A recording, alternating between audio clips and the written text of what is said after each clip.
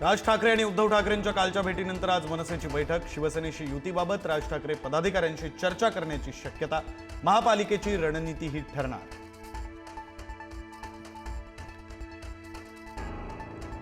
शिवतीर्थावर उद्धव ठाकरे आणि राज ठाकरे यांच्यात 2.5 तास राजकीय खलबतं.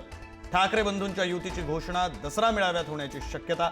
महापालिका निवडणुकीवरही दोघांमध्ये चर्चा झाल्याची माहिती.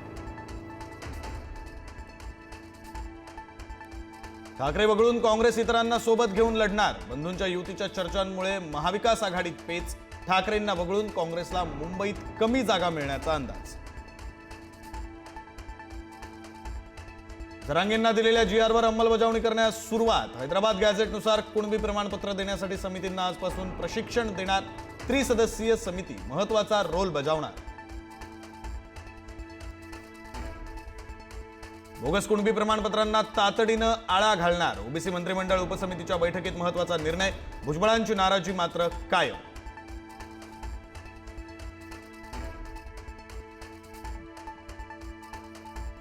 बंजारा समाजाला हैदराबाद गॅझेटियर नुसार एसटी प्रवर्गात सामील करा.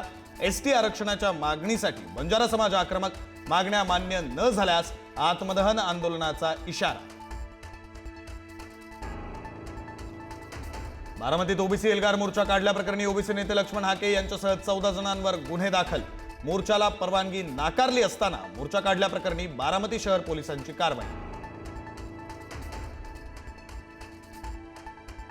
राज्यातील काही महत्त्वाच्या प्रकल्पांसंदर्भात आज देवेंद्र फडणवीस यांच्या सह्याद्री अतिथीगृह इथं बैठका. दुपारी 12 वाजल्यापासून बैठकांना सुरुवात होणार. बहुचर्चित फोन टॅपिंग प्रकरणी पोलीस महासंचालक रश्मी शुक्लांविरोधातील मानहानीचा दावा रद्द. काँग्रेस नेते नाना पटोलेंनी दाखल केलेला मानहानीचा दावा न्यायालयानं ठरवला अवैध. राष्ट्रीय स्वयंसेवक संघाचे सरसंघचालक डॉक्टर मोहन भागवत यांचा आज 75वा वाढदिवस. वाढदिवसाच्या पूर्वसंध्येला आध्यात्मिक गुरु श्री श्री रविशंकर यांनी डॉक्टर मोहन भागवत यांना नंदीची मूर्ती दिली भेट. नेपाळमध्ये लष्कर रस्त्यावर. राजधानी काठमांडूत संचारबंदी. कर्फ्यू लागू झाल्यानं शहरात तणावपूर्ण शांतता पसरण्यास सुरुवात.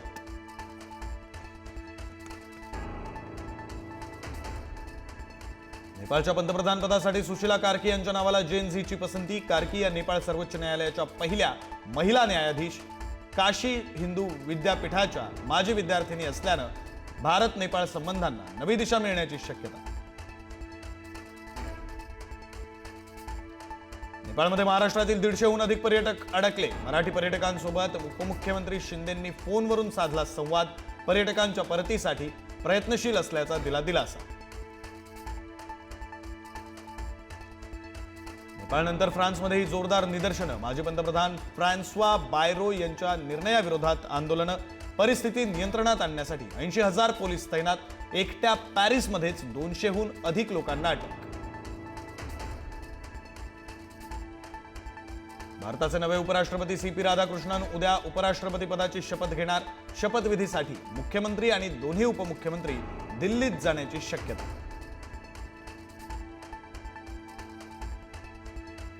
प्रभादेवीच्या पूल बंद करण्यासाठी लावलेल्या बोर्डला स्थानिकांनी फासलं काळं. स्थानिकांची योग्य व्यवस्था झाल्याशिवाय पूल बंद करण्यास विरोध. स्थानिक भूमिकेवर ठाम.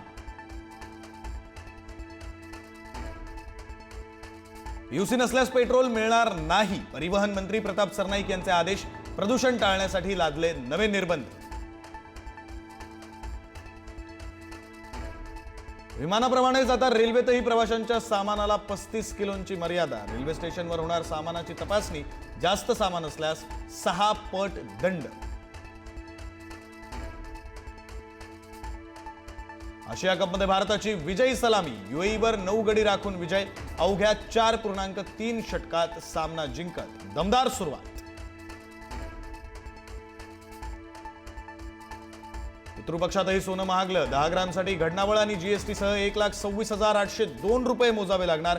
दर वाढूनही उलाढालीतील वाढ कायम.